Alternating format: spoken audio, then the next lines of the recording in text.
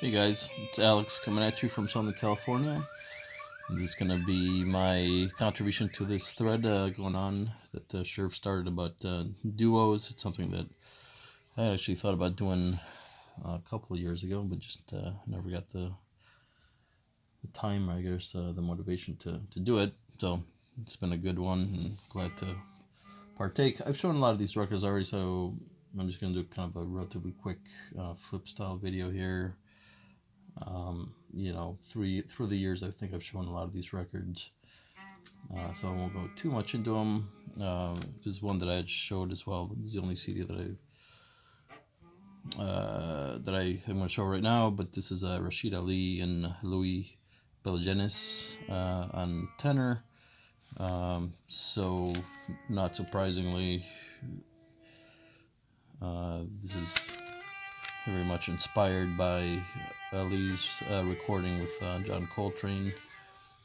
This one, of course, Interstellar Space with Rashid Ali and John Coltrane, and they actually do cover Saturn from that record on this one as well, and another Coltrane composition, Seraphic Light. I can't recall which record that one is on. So anyway, yeah, check that one out. It's fantastic. And the sax player Louis Belgenis,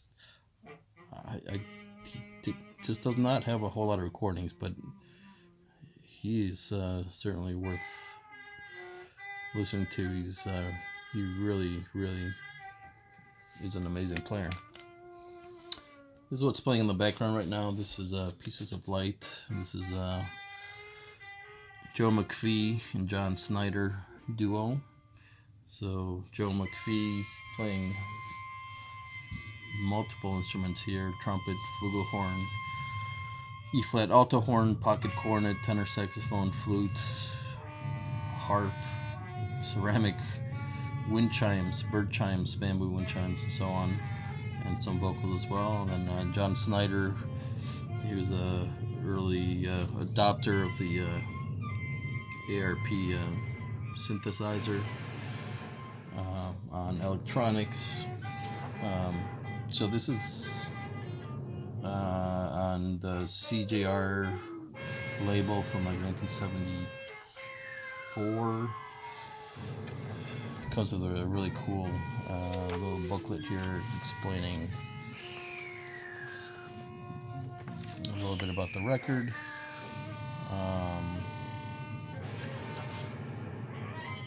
So yeah, I believe CGR was Joe McPhee's own label. As you can tell from the music playing in the background, it's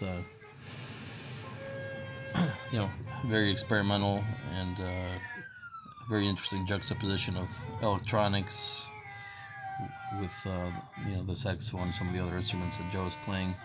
I kind of lucked out finding this one because all of these records on the CJR label are extremely hard to find. I do believe this was reissued fairly recently on vinyl. Anyway, if you at all like what you hear, worth checking out, highly recommended. Incredible sort of textures and moods on this one. Here's another, and again, most of these records that I have that are true duets, meaning just two players, whether it's instruments or instrument and electronics or a combination, they do lean towards the very highly experimental, which makes sense, when you consider sort of the constraints of the duet, the duo setting, if you will. So this is a more recent record. I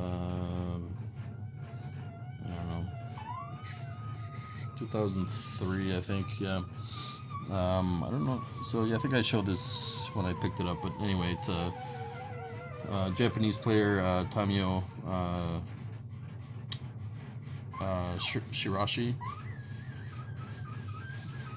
on saxophone, and then Sean.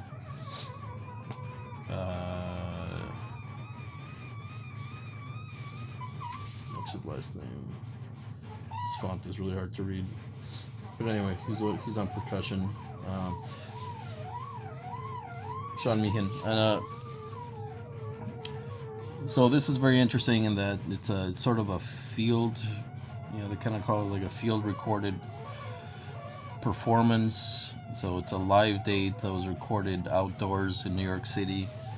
One of the performances is like under the Manhattan Bridge, and then the other one is like in a parking structure. So this is very much about sort of the ambience created by the space itself. It's I think the microphones are fairly distant from the actual performers, so you really get a lot of that, echo, and that you can hear the traffic and some of the, like I said, some of the ambient noise from the city itself. So it's a pretty interesting record. Yeah, picked it up real cheap, so if you ever see that, check it out. All right, we'll do so Anthony Braxton, obviously.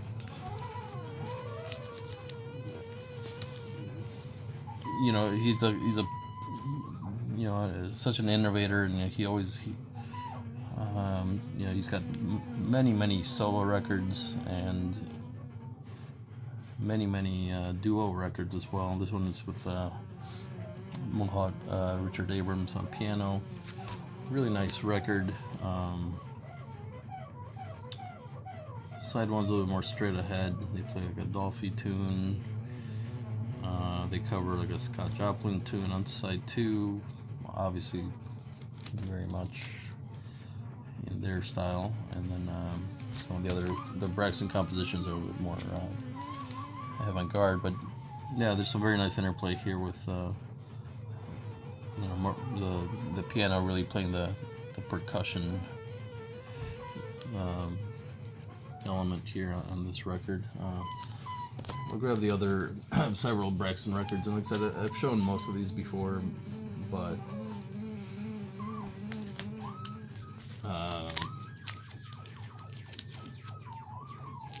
let's go on here.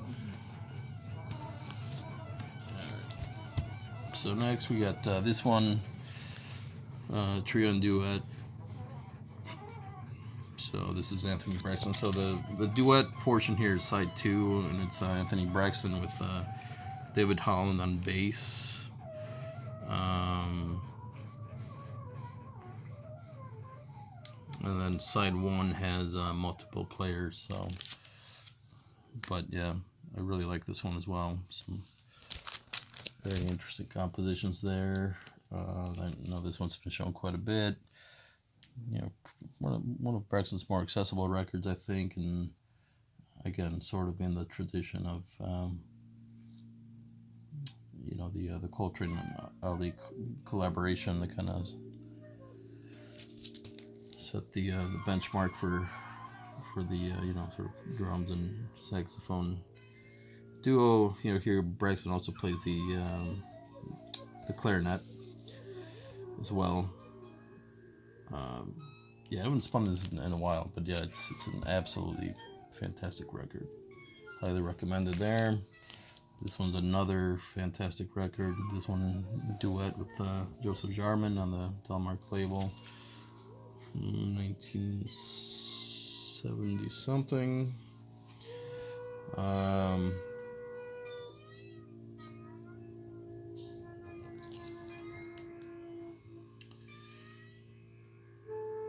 Yeah, the interplay between these two guys, this one is absolutely fantastic. I really got to spin this one again, but yeah, highly recommend this one. Incredible cover art as well.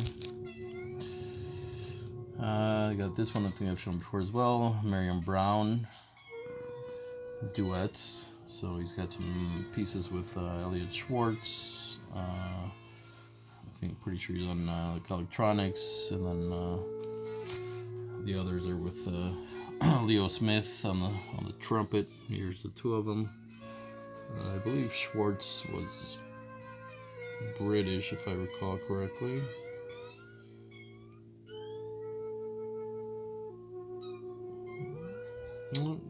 Not sure. He might be American after all. Schwartz plays piano. Again, the ARP synthesizer, percussion, and other instruments. This one's pretty out there, but yeah, really cool, and love Marion Brown always. So this one is actually like a newer release on ESP disc, and I was going to show this on my ESP disc video before I ran out of memory on my phone. So yeah, you can see the ESP. So this is from like 2008. Well, recorded 2008, released in 2010. And I know, I'm pretty sure Sherv showed a Chris Corsano record, a duo record. This is Corsano on drums, Paul Dunmall on tenor sax, and then there's a really cool track on side one where Dunmall is playing the border pipes, which so from what I recall, it basically sounds like bagpipes. Really cool track. So yeah, if you see that one, pretty neat.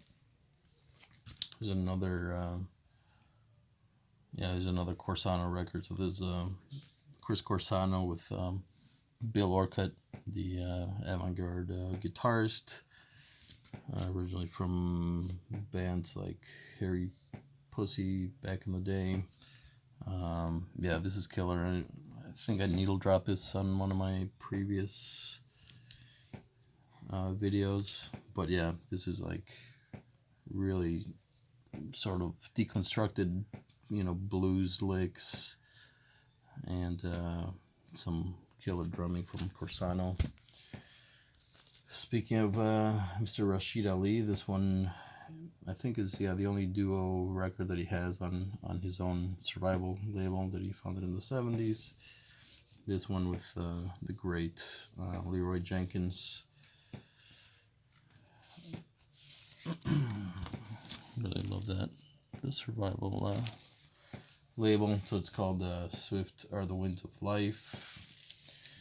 And yeah, if you like free, improvised violin stuff, absolutely worth checking out. And of course, with Ali on the drums, it's a really special record in my opinion. This one I picked up last year. I have not spent a whole lot of time with it. So we have the British horn player Lowell Coxhill, and then we have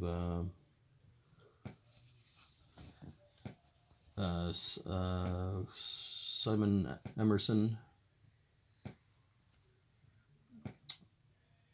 on side A, so that's the duo on side A, and then side B it's Coxhill and Varian Weston. And yeah, I believe both of those guys are also in electronics. Like I said, a lot of these records that I have is sort of a lot of these experiments that were going on in the 70s with avant-garde free jazz players sort of collaborating with early electronic composers. Really cool stuff. Of course, everyone knows these by now, and some of the maybe really the only true sort of spiritual jazz duet records. Can't really think of many others, and certainly you got part 1, part 2. Incredible records on the BYG XUL. Interesting, this was number 31, and part 1 was actually the first one. I haven't read, I don't know if these were all exactly like the same session or if they were kind of split up, but this one I showed in my percussion video. Again, absolutely fantastic. Just a very unique, duet, with vibraphone and marimba. Just fantastic on the Philly Jazz label.